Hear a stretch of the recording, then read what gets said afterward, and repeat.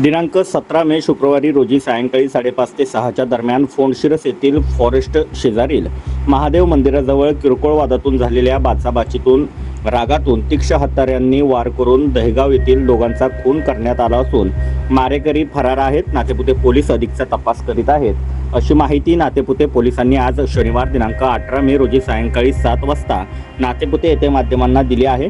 नातेपुते पोलिसांनी दिलेल्या माहितीनुसार अक्षय बोडरे राहणार फोंडशिरस व त्याचा दाजी दोघांनी नारायण विठ्ठल जाधव राहणार चिकणे वस्ती दहेगाव तालुका माळशिरस या किरकोळ गोष्टीवरून शिवेगाळ करून मारहाण केली. त्याचा जाब विचारण्यासाठी नारायण विठ्ठल जाधव, दुर्योधन नवनाथ निकम व काही सहकारी चिकणे वस्ती दहेगाव या ठिकाणी गेले असता अक्षय बोडरे व त्याचा दादी व इतर अनोळखी मुले यांनी त्यांना बोलवून मारहाण केली.